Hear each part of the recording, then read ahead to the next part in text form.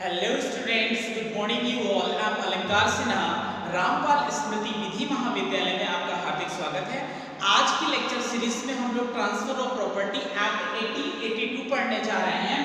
Transfer of property act 1882 की ये 5th lecture series है। आज इस वीडियो लेक्चर में सबसे पहले इन शॉर्ट जान लेते हैं। ये हर एक एग्जाम में एटलीस्ट अगर आप इतना भी जानेंगे तो 1 मार्क्स आपको जुडिशरी के एग्जाम में मिल जाएंगे। पहला, ये संपत्ति अंतरण अधिनियम पास कब हुआ था? 17 फेब 1882। इनफोर्स कब से हुआ? 1 जुलाई 1882। कुल 8 अध्याय हैं और कुल 137 धाराएं हैं। अब आपको पता चल गया टारगेट हमारा क्या है, यानी कि जब आपको टारगेट पता चल गया कि टोटल हमें 137 सेक्शंस पढ़ने हैं और 8 चैप्टर्स पढ़ने हैं, तो आपके दिमाग में एक विजन आ जाएगा कि ट्रांसफर ऑफ प्रॉपर्टी एक्ट के एक चैप्टर में अगर हम 2 दिन में लगाते हैं तो 16 to 17 डेज में पूरा ट्रांसफर ऑफ प्रॉपर्टी एक्ट आपका फिनिश हो सकता है। तो आज की वीडियो लेक्चर की सीरीज में धारा 7 के साथ में आपके सामने प्रस्तुत हूं। धारा 7 क्या है? अंतरण करने के लिए सक्षम व्यक्ति। It means who will be competent to transfer.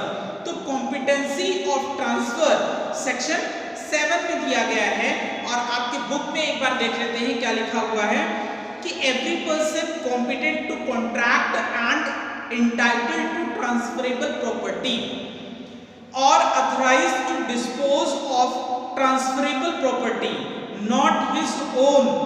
पहली कंडीशन क्या है कि कॉम्पिटेंट टू कॉन्ट्रैक्ट होना चाहिए, यानी कि संविदा करने के लिए सक्षम होना चाहिए।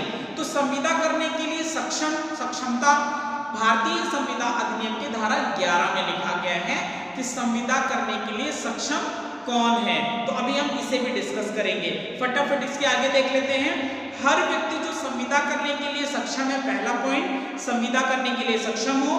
दूसरा, और अंतरणीय संपत्ति का हकदार हो, यानी कि जिस प्रॉपर्टी को ट्रांसफर किया जा रहा है उसका वो हकदार हो, या ऐसी संपत्ति अंतरणीय संपत्ति का हकदार हो, या अंतरणीय संपत्ति जो अपनी नहीं है व्ययन के लिए प्राधिकृत हो, यानी कि उसकी खुद की प्रॉपर्टी नहीं है लेकिन उसको इतना राइट मिला हुआ है कि उस प्रॉपर्टी को डिस्पोज ऑफ कर सकता है।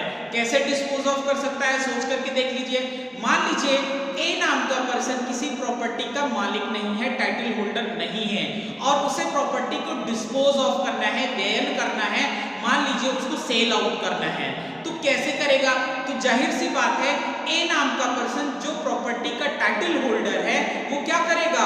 वो एक पावर ऑफ अटॉर्नी साइन करेगा जिसको आप मुख्तारनामा जानते हैं। मुख्तारनामा करेगा और उसे पूरे राइट्स दे देंगे कि आप इस प्रॉपर्टी को ट्रांसफर कर सकते हो। तो इसी बेसिस पर वो प्रॉपर्टी का मालिक तो नहीं है लेकिन उस प्रॉपर्टी को ट्रांसफर करने के लिए राइट होल्ड कर रहा है। तो संपत्ति का हकदार हो, या ऐसी अंतरणीय संपत्ति का हकदार हो, या अंतरणीय संपत्ति के जो अपनी नहीं है व्ययन के लिए प्राधिकृत हो, यानी कि उसे यह अधिकार मिला है कि वो प्रॉपर्टी को डिस्पोज ऑफ कर सकता हो। ऐसी संपत्ति का अंतरण पूर्णतः या भागतः तथा आत्यांतिक रूप से या सशर्त, आत्यांतिक का मतलब एब्सोल्युटली यानी पूर्ण रूप से, या सशर्त या फिर कंडीशनल हो, उन परिस्थितियों में उतने विस्तार तक और उस प्रकार से जो किसी तत्समय प्रवृत्ति विधि द्वारा अनुज्ञात और विहित हो करने के लिए सक्षम है। तो इस प्रकार से आपने देखा कि अंतरण करने के लिए कौन व्यक्ति सक्षम है। तो इस धारा से 2 बातें सामने निकल करके आ रही हैं। पहली बात क्या है कि जो संविदा करने के लिए सक्षम हो, संविदा के लिए सक्षम कौन होता है? ये भारतीय संविदा अधिनियम 1872 की धारा 11 में बताया गया है। तो एक चीज ध्यान रखिए, बहुत कॉमन सी बात है, बच्चे बहुत जल्दी भूलते हैं। संपत्ति अंतरण अधिनियम 1882 का बना हुआ है और भारतीय संविदा अधिनियम 1872 का बना है। यानी कि अगर पूछ लिया जाए कि संपत्ति अंतरण अधिनियम पहले आया या संविदा अधिनियम पहले आया, तो जाहिर सी बात है संविदा अधिनियम 1872 का है और संपत्ति अंतरण अधिनियम 1882 का है। तो भारतीय संविदा अधिनियम की धारा 11 में क्या लिखा ऐसा व्यक्ति संविदा करने के लिए सक्षम है जो उस विधि के अनुसार जिसकी वह अध्ययन है प्राप्तव्य हो, प्राप्तव्य का मतलब बालिग हो और स्वस्थ चित्त हो, और किसी विधि द्वारा जिसके वह अध्ययन है संविदा करने से निरर्हित ना हो, यानी कि जिस विधि के अंतर्गत वो हो उस विधि में उस व्यक्ति को जो संविदा करने के लिए जा रहा है संविदा के लिए प्रतिबंधित ना किया गया हो, रिस्ट्रिक्ट ना किया गया हो। तो यहाँ पर तीन चीजें निकल के आ रही हैं। पहला कि कौन सक्षम होगा संविदा के लिए, प्राप्तव्य हो, बालिग हो, स्वस्थ चित्त का होना चाहिए, विधि द्वारा उसे निर्बंधित यानी निरर्हित नहीं किया जाना चाहिए।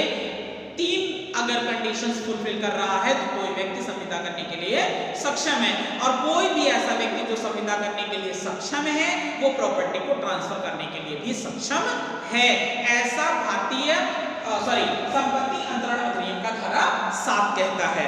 नेक्स्ट पॉइंट देख लेते हैं।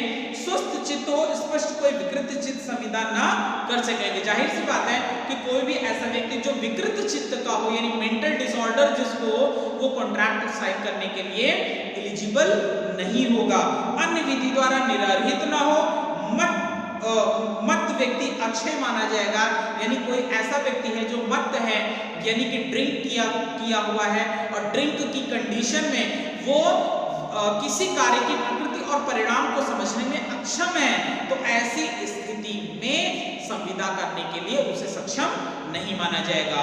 और इसमें सेक्शन 7 में जो दूसरी बात निकल के आ रही है वो क्या है, अंतरणीय संपत्ति का हकदार हो अथवा अंतरणीय संपत्ति जो उसकी अपनी ना हो, अंतरण हेतु प्राधिकृत है अथवा परिस्थितियों में व्ययन के लिए प्राधिकृत है, अंतरण कर सकता है। इट मींस हर एक कंडीशन में भले ही वो प्रॉपर्टी का टाइटल होल्डर नहीं है फिर भी प्रॉपर्टी को सेल आउट करने के लिए, डिस्पोज ऑफ करने के लिए वो क्या है, प्राधिकृत है, उसे किसी ने अधिकार दे रखा है।